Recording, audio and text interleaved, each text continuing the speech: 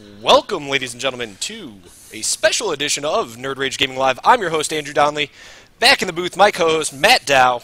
Matt, what do we got for the people today? Well, Andrew, we have SCG Regionals, the Great Lakes Regionals, hosted by Nerd Rage Gaming. And today we have approximately 300 people. So we got 9 rounds of Standard here for you. 9 rounds of Standard is what we've got tonight, huh? And up first we have Dan Carton, who won the last 5K hosted by Nerd Rage Gaming, up against Scott Kirkwood. Dan's playing Sultai Control, where Scott is playing Blue-White Heroic, and the game is already underway. So Scott has 2 planes and a Hero of Eros. Dan just has a Temple of Malady tapped, and looks like he has a Satyr Wayfinder in his hand, which I imagine he'll cast here. So trigger on the Wayfinder, see if he finds a land. So this looks to be like the Gerard Fabiano deck that Gerard won the first Fate Reforged SCG Open with. And Scott Kirkwood on my favorite, Blue-White Heroic. The Blue-White Heroic list, yeah. Really popular. Definitely a list you played for a while. I love it. There's the third land. Importantly, the blue source. Scott going to take a damage. Going to go to 19 and fetch up an island. So let's see what kind of action Scott has going for himself here.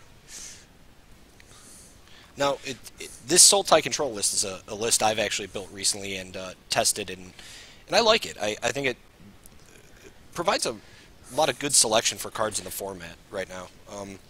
I like the ability to use the Satyr Wayfinder, your ability to run Crux of Fate, Counter Magic, and then the spot-on black removal that you need. Yeah. So Scott has a Ordeal of Heliod to trigger on his Hero Eros, and he's going to attack in for 4. Daniel looking to... Looks like he's going to take the 4. Yeah, not block with the Satyr Wayfinder there. Which is sort of odd. I know that I know when Brad Nelson was playing the Sultai Whip deck, he made it a point to keep his life total relatively high against the heroic deck, so that he didn't get just insta-gibbed by like a God's Willing turn on a giant guy. Sure, sure. I don't know what the Wayfinder is exactly doing for Dan, but maybe he wants to get in, poke him for a point of damage. So we'll see. Looks like he's going to lead off here with a Thoughtseize. So we'll see what Scott Kirkwood here is working with. Looks like he has 2 Valorous stances, Aqueous Form, and a Heliod's Pilgrim. So I imagine that Dan here is either going to take the Pilgrim or the Aqueous Form, depending on what his hand is. If he has 2 removal spells, he could probably take a Valorous stance so that he can eventually kill this Hero of Eros. I like this play from Dan. I think one of the ways to definitely attack the Blue-White Heroic deck is target the hand. At least giving yourself some knowledge and being able to strip cards away, whether it's a God's Willing, whether it's an additional aura that they can enchant their creature with, or as we see currently, the double Valorous stance, which may not be a problem against the Sultai Control, but is you know, a problem for other decks, whether it be like a Mardu mid-range list or... So Dan's going to take the Aqueous Form, which is interesting. We'll see what his follow-up here is. He's going to play a Polluted Delta and crack the Polluted Delta. Imagine he's going to go find a swamp here. Although he is filling up his graveyard nicely, and he is playing 4 dig-through times, so he isn't going to go get double blue. He's going to get a swamp. See what his follow-up here is. He is playing 2 Tassigars in the main deck, so it could possibly be getting that swamp so that he can delve for a Tassigar. Although Tassigar doesn't match up too well against double Valorous stance and a Hero of Eros that's about to grow to a 5/5 on the next turn. So there is Tassigar. Dan's going to ship it back to Scott. Scott's going to take a draw step. Looks like he found an Ordeal of Thassa, which seems pretty good on this board. I imagine that he will equip that and then move to combat. Tassigar, definitely a card that has been seeing play across multiple formats, and really a standout card from Fate Reforged. Yeah, it's probably the best card from Fate Reforged, I think, overall. So there is the ordeal. One cheaper because of the Hero of Eros is a text. And Dan gonna attack in, and trigger the Ordeal of Heliod and gain 10 life. And then he's going to trigger the Ordeal of Thassa and draw 2 cards. And he still has those 2 Valorous stances as protection. So now the Wayfinder will chump. And he's going to play a Temple of Enlightenment, Scry. He's really looking for a way to give this thing some evasion, whether it's Aqueous Form or one of the 2 Stratus Walks. I guess he can't get Aqueous Form anymore since he's only playing 1 main deck, but... Now, Valorous Stance, really good way to also protect your creature, correct? I don't think it's a great way, but it's pretty decent. Sure. It's kind of expensive, which is kind of the downside to it. Mm-hmm. Plus, it doesn't really handle the exile effects, but it's still pretty good. So Dan's going to play an Opulent Palace and then pass back. He has Heroes mana for Heroes Downfall, but like I said, he knows that Scott has those 2 Valorous stances that are just going to blank that card. And I don't think Dan really has a great way to get rid of this Hero of Eros through the outside of just drawing a bunch of removal. So looks like he's going to chump block with his Tasigur. So actually this is a pretty good play, but from Dan, he's going to try to Bile Blight here, I imagine, which would get around the indestructibility, but hopefully Scott can see it here and cast Valorous Stance on his guy and make it 8 toughness, so it'll have 1 point of toughness left and won't die to the Bile Blight. Wow. That would be the optimal play. Yeah, and he still have Valorous Stance up for next turn. Now, if Dan has like a Thoughtseize or whatever, then he's probably going to lose his hero, but I think he needs to Valorous Stance here. Interesting. I mean, he's definitely mulling it over. Yeah, he's got the double Valorous Stance in hand. The Bile Blight, nice play from Daniel. Yeah. Good on the block. Yeah, definitely. And he's just gonna Scott is just going to let his guy go, which is very interesting to me. It seems like a punt from Scott, for sure. He definitely could have saved his guy. Sure. Giving it 1 more toughness. But I guess he doesn't see it. And Dan's going to play a Temple of Deceit and pass it back. He can tap 4 here, and looks like he's going to play a Kiora. Yeah. This card is really, really, really good against the Heroic deck. It can just blank the 1 giant threat that you play, which is pretty good. And Scott on an empty board is in some serious trouble right now. It's interesting that Daniel just chose to go up with Kiora, targeting a land. Yeah, I think in that play I would have minused Kiora just to get an additional card draw. It's possible, but like I don't foresee him losing this game either way. He probably just wants to keep plussing it and then eventually just get the game over with. Because right now, Scott has 1 threat that Kiora is just going to continue to lock down. So Scott's going to play a Heliod's Pilgrim and search up an Ordeal of Thassa. And he still has those 2 Valorous Stances. Kiora also pretty good against Valorous Stance because, you just lock the 1 giant creature down. Right. So it's going to plus again and prevent damage from the Heliod's Pilgrim.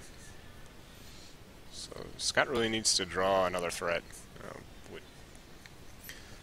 He's drawn quite a bit of lands, and looks like he drew another Plains, which is unfortunate for him. So, I mean, yeah. So he's gonna equip the Ordeal of Thassa to the Heliod's Pilgrim, attack, and get the trigger. It's not gonna do any damage, but he is still gonna get closer and closer to drawing 2 cards. At that point, yeah, you're just looking for the threat. Yeah. just looking for the card draw. Looking for the card draw, also making your guy bigger. I mean, you have the 2 Valorous Stances, so they're kind of not doing anything right now.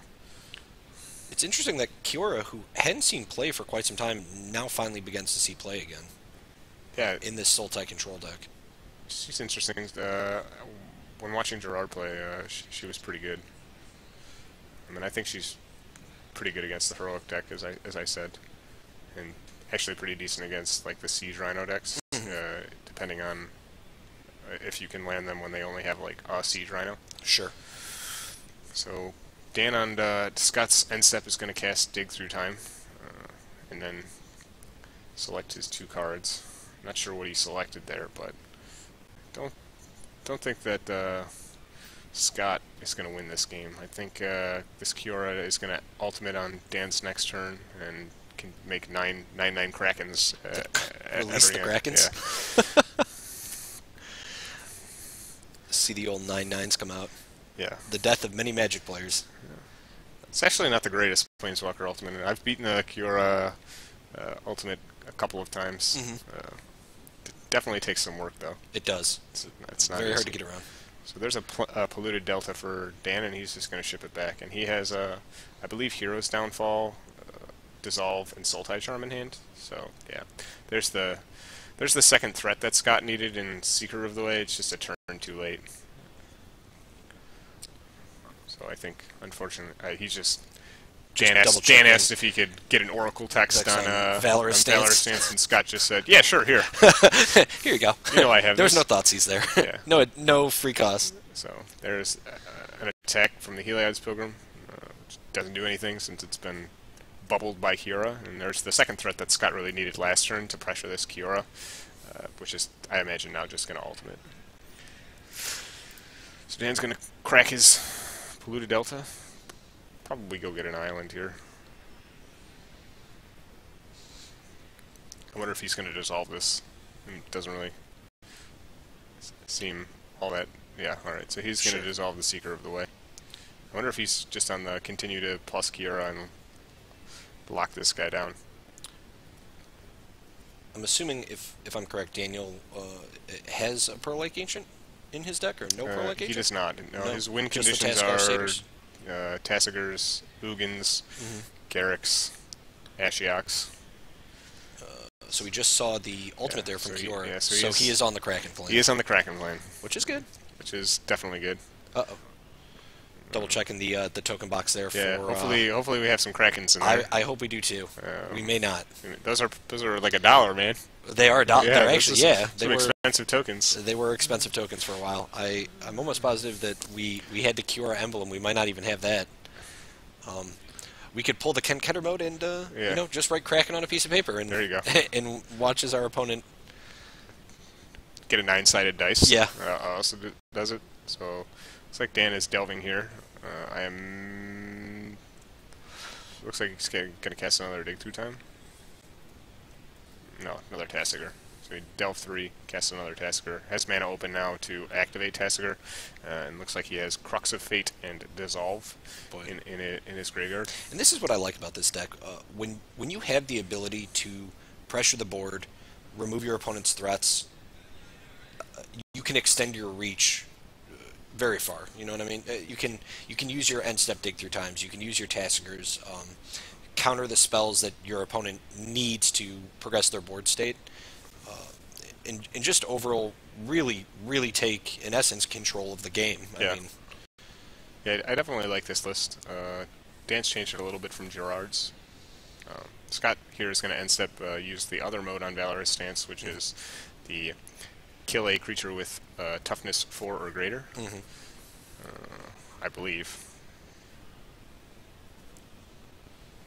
Oh, so he killed the 9/9 Kraken, which is why we don't have a 9/9 Kraken. Which is why there is no Kraken token. So we'll see a Sultai Charm. Dan's going to Sultai Charm here, using the Destroy Monocolored Creature ability.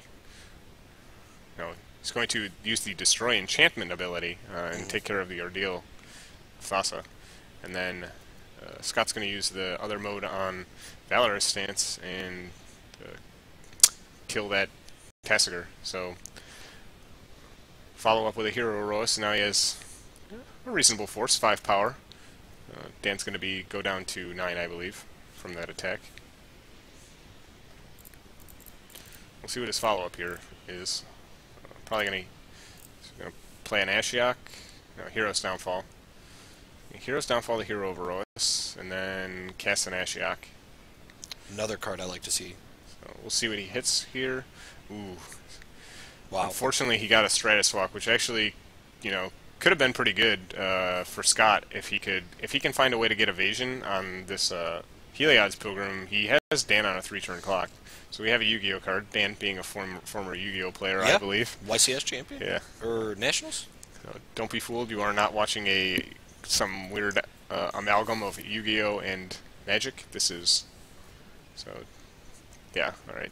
Scott's gonna scoop it up, realizing he can't beat The 9/9 Kraken. Yeah, he realized he can't beat Yu-Gi-Oh cards. This deck is not designed to play that game. They have like 8,000 power, man. How do you beat that? They have a lot. So Daniel Curtin taking game 1 there. Indeed. These players are now going to move to the sideboard, and let's look at those. So You got the list over there? I do. All right. We'll start with Scott Kirkwood's list here. In his sideboard, he has one Ajani's Presence, one Triton Tactics, 2 Laguna Band Trailblazers, 2 Glare of Heresies, 1 Aqueous Form, 1 Ordeal of Heliod, 1 Erase, 1 Mortal Obstinacy, 3 Stubborn Denials, and 2 Treasure Cruise. Interesting. So here I like Stubborn Denials, Treasure Cruises, and Ajani's Presence. Cards that I'm not really that enthralled with. Ordeal of Heliod I don't think is very good. You could probably get rid of those. I like, all the creatures that we can get. I'd probably take out some number of Stratus Walks, maybe some Aqueous Forms. So Evasion, while useful, Dan's only playing 6 creatures. Not so much against the control, essentially, so, right? Yeah, you don't really, I don't think, need those evasion cards against this control deck. So would you'd bring in the Trailblazers then? Trailblazers. I don't think I'd bring in the. I don't think. I don't know. I do like Trailblazer, especially on the play. It allows you to just not draw your opponent. Plus, it blanks Bioblight, which Scott did see there. Yep. So, I mean, there could be an argument for taking out a few favorite Hoplites and maybe bringing in Trailblazers, or you could take out maybe some Hero Overoses. And bring in some Trailblazers. Of note, Scott does have one card that I think is pretty sweet in his main deck, Shu Yun the Silent Tempest. Oh, that's a pretty good card. Which I did happen to kill somebody with at a Thursday Night Magic. Yes, you did. So, give double strike to your giant guys is pretty sweet. It's pretty strong. 18, can't complain there. One of my favorite legendaries from Fate Reforged. So, moving on to Dan's sideboard, he's playing 2 Back to Nature, 2 Feed the Clan, 2 Negate, 1 Crux of Fate, 2 Thoughtseize, 2 Pharika's Cure, 2 Drown in Sorrow, and 2 Reaper of the Wilds. I do like Back to Nature here. It takes care of the enchantments, although I don't know if I like bringing in them all, especially in this control deck. It seems kind of... I don't even know if I'd actually bring them in thinking about it. I like it more in the... So when you're playing creatures, like the Abzan decks there, because I think the Heroic deck is more likely to keep in evasion cards, and then those are the cards that you want to blow up. Sure.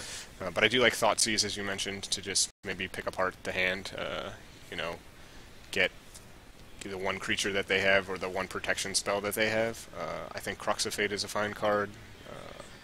Pharika's Cure is probably alright, although it does slowly lose its potency. Maybe even Reaper of the Wilds. If you expect Scott to take out some of his evasion, you could bring in more cards that are just going to trade with any card. Okay. Since they can activate their Death Touch mode. Cards I don't really particularly like, Ashiok, just too slow. Not a fan. I'd probably take out Garruk also, too slow. I like Ugin. I think that card's actually pretty sweet. Okay. The Heroic deck just can't beat a resolved Ugin. If you resolve an Ugin and minus it, they're just pretty much dead. So are we on the Thoughtseize Reaper of the Wilds plan here? Attack the I Heroic's hand and play some beaters that can just set up cards those that buggers. just the Reaper of the Wilds is essentially just a removal spell. Sure. That hopefully, I'd imagine Scott's going to take out his evasion. So Reaper of the Wilds is just a 4-mana removal spell that trades with anything. Yeah. Dan has just dead cards like Disdainful Stroke and stuff like that I'm just immediately taking out since they literally don't do anything. Disdainful Stroke says discard a card. Yes, yes, it does. Take a draw step. Skip your draw step is essentially what Disdainful Stroke says. So, on to game 2 here. Scott's on the play. Looks like he is going to ship it back. I think he had a no-lander. Dan is also going to ship it back. So, these 2 players going to go down to 6. What's your ideal opener against the control deck? My ideal opener against anybody is favorite Hoplite into Ordeal of Thassa with protection. Sure.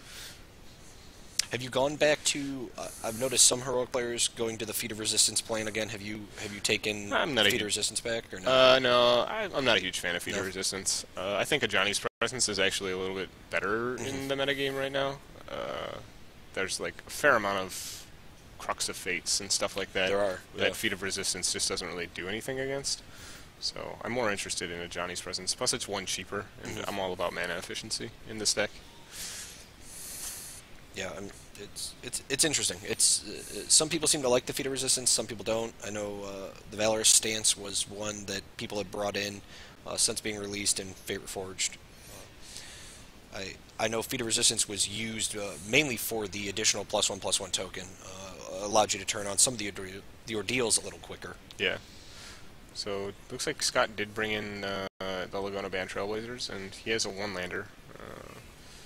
He's gonna crack that flooded strand and hope to get there. I think this is a hand he has to keep. He has a Defiant Strike in hand, so hopefully he can try to, if he doesn't draw a land, cantrip into a land, and if he draws a blue source, I think he also has an Ordeal of Thassa.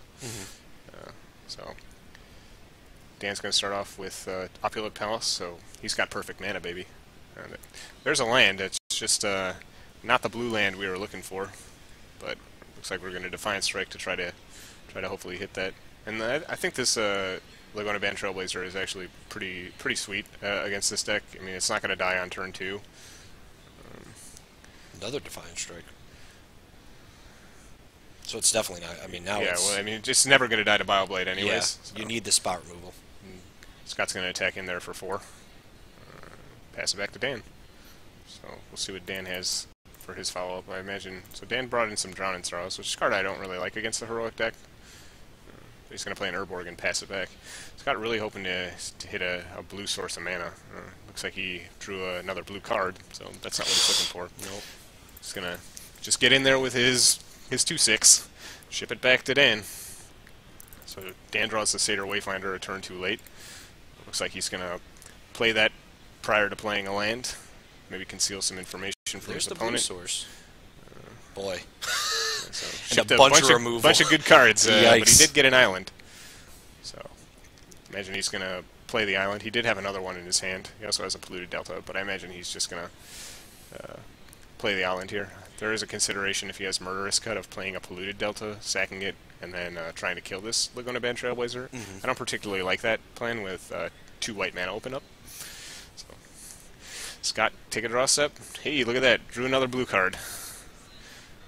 Scott really wishing that he maybe cracked that fetch lane for a blue source. So he's got a bunch of blue cards in his hand and a Heliod's Pilgrim that he can't cast because he just doesn't have enough mana. Dan playing another island and then playing a Kiora. That seems good. So yep, that is, like I said, pretty good against the Voltron a monster deck. Wow. There's a God's Willing, which Still no island, though. she can use to stop the Kiora if he so chooses. But yeah, still no island. Plus up that Kiora. It looks like he's going to God's Willing, and I imagine if you're Dan here, you're going to try to fight over this, because if he had this God's Willing or a similar effect last turn, he would have used it to stop and kill your Kiora. So we'll see. Interesting he lets it resolve. I would have just fired off a removal spell if I had one. Yeah, well, that's why he didn't, because he had a sorcery speed removal spell. See the crux of fate. There we go. And there's the blue. There's the blue source, Yep. but it comes in tapped, so looks like this Kiora is going to ultimate again and make quick work of Scott Kirkwood. Boy, it just seems that blue source was way too late. Just way too late, yeah. Tick up on the Kiora, pass back, bunch of removal and counter magic in hand, and a Kiora about to ultimate and make 9/9s. And look at that. For the Rubbins, he's going to have 2 tapped blue sources in a row.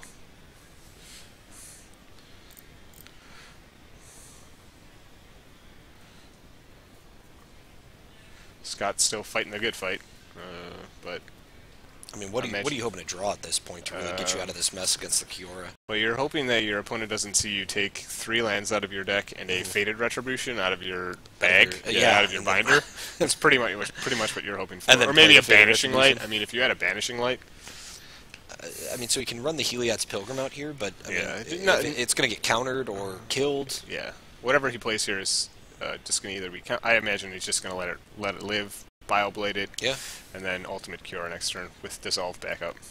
So he did bring in Back to Nature also. We'll see the Cure ultimate.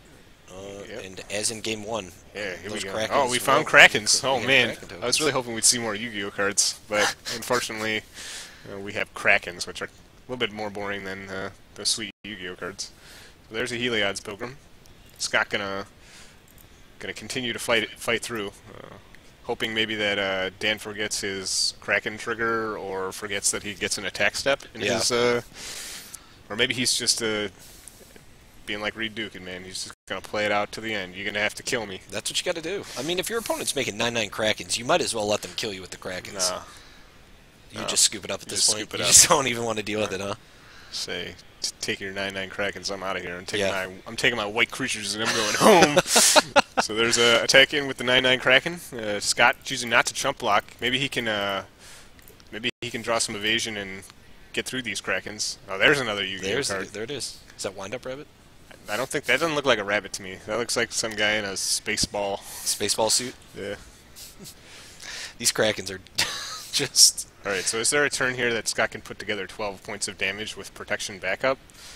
Because if he can't, he might be dead next turn. So Wait, you know... There's a Stratus Walk. All right, that's a good place to start. You got the evasion. Got evasion down. We drew a land. There we go. All right. Now, 2 Ajani's Presences in our hand. I mean, 2 Ardila Thasas and Ajani's Presence. Stubborn Denial. Gonna get Biobladed.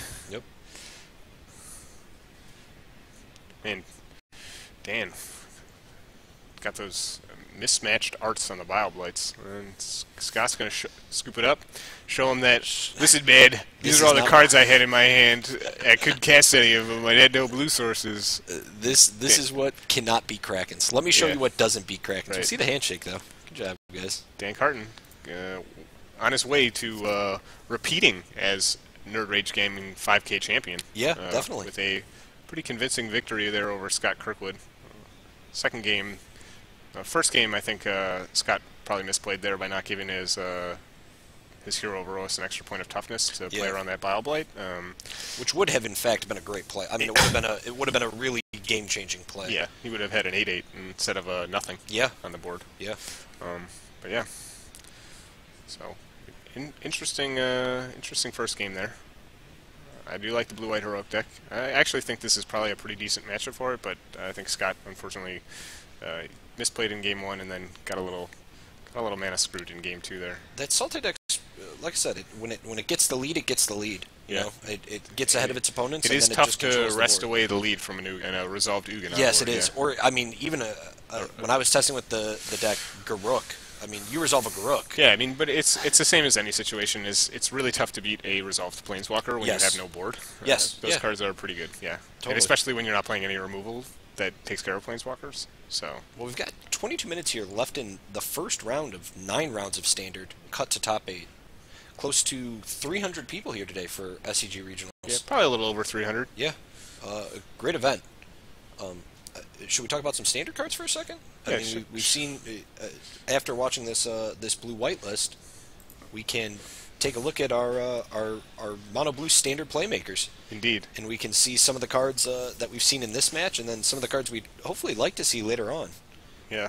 So, we saw 3 of those cards in this match right here. We saw Ordeal of Thassa, which is great in the heroic deck. Disdainful Stroke, which we didn't see in the matchup, but Dan has in his deck. Just a great way to, I mean, it's always going to trade up since it's cost 2 and you're countering things that cost 4. Yep. So it's a great way to gain a little bit of tempo. Dig through time. One of my favorite cards. Probably I'd say the best card drawing spell in Standard. Yeah. So good enough to get banned in Modern. And then Pearl Lake Agent, which is what the control decks typically use as a finisher, at least the blue-black control decks. Ability to bounce it to your hand and the fact that it can't be countered are pretty good in the control mirrors. Yeah. I mean, we can definitely see the power of Ordeal of Thassa in the blue-white heroic list, as it's not only making your creature bigger, but also refilling your hand. providing you with extra cards for whether they be additional creatures to, again, pushing for that final board state, or if it's just extra protection for the creatures you already have out. Yeah. So what do you got for picks today, Matt? What cards do you want to see people playing in regionals? All right. I want to see Shu Yen, the Silent Tempest, and we unfortunately didn't see it in that game, but Scott did have one in his deck. I think that card's pretty sweet. I think it's all right in in a heroic-esque deck. I think eventually maybe it could be pretty sweet in a prowess deck. Okay. But I don't know if there are enough cantrippy cheap spells right now for that. But in the heroic deck, I think it's sweet as a one-of. Yeah. Torrent Elemental, I'd also like to see, mainly because I have 4 rotting in my binder and I want them to spike in price. Okay. But I also think it's a cool card, and maybe in a Sultai Whip deck, something like that. I think it might be a little bit better than Doomwake Giant. Mm-hmm. So, very true. and then a card you didn't put on here, which I'm kind of a little sad that you didn't. And a card I think we definitely will see. Okay. Is Frostwalker. I know I talked to some players beforehand, and they were playing that card, and it literally just is a 4/1. There are no real drawbacks. Had you joined me in the booth yesterday when we streamed, or I'm sorry, the day before when we streamed Thursday Night Magic, we did see a Frostwalker. Really? Yes. I know, the card is sweet. The card is very good. It has inherent Bile Blight protection in that the first one that gets targeted just automatically dies and the spell fizzles. Correct. So, it can't be Bile Blighted. 2 of them can't be Bile Blighted. It dies to every removal spell that any of those creatures would die to anyways. Yep. Turns on Ferocious. It's a pretty sweet card. Yeah, I agree. The one toughness is kind of a downside in that it trades with tokens and Satyr Wayfinder, but other than that, I think it's a great way for the blue-based aggro decks to be aggressive. Yeah, it definitely put in beats. It was playing against a red-white aggro list, coming out of a Jeskai tempo list, I should say, first and foremost, was the Frostwalker. But it got its beats in, and that's really, I think, what the player was looking for from the card, was just the additional 4 damage a turn. How about you? What do you want to see? I'll tell you, the biggest one I wanted was Clever Impersonator. I love that card. I think it's really well suited now when you have decks, whether probably in the sideboard, maybe even for the Sultai control, when you have other decks that are playing these big threats, these Ugins, these Garuks, these Stormbreath Dragons, these Siege Rhinos, a clone effect that can copy any one of these targets is very good. Yeah, you're right. I didn't think about cloning Ugin. That sounds sweet. It's very sweet. Or copying a Garuk, plussing my Garuk to kill your Garuk. Yeah, Yeah. I didn't think about that. That's actually pretty sweet. So that's a card I'd like to see. Kind of one out of left field, like your Torrent Elemental, one I have multiples of in my binders. The Keru Spell Snatcher. Just love the effect. When I had Joe Lissette in the booth with me, guest commentating, we saw Nerd Rage Regular play a Manifest deck with the Whisperwood Elementals. Okay. He played 3 Whisperwood Elementals, was making 3 2/2s a turn, and 1 or 2 of those 2/2s was a Keru Spell Snatcher. So when his opponent went to wipe the board, instead of sacrificing the Whisperwood Elemental, I will flip my Spell Snatcher, take your removal spell, and now have it for the rest of the game as my own. Yeah, I think when you happen to manifest anything that is a morph card, the value on it is just outrageous, because those things have morph costs. Yes. For a reason, and they're usually quite high. Yep. And when you're just paying the CMC, it just becomes absurd. When you're paying 1 blue, 3 colorless, I'm now almost like a Dismiss that gives me an additional card that I can cast for free. Yeah, it's definitely a sweet card. I don't know if we'll see it here, but I do have some rotting in my binder too. Awesome. A foil one, in fact. So there we go. Fingers crossed on that one. Well, let's hope they see some play. Well, guys, we've got about 16 minutes here left in the round. We're going to take a short break, get the next feature match set up for you guys, and then we will be back.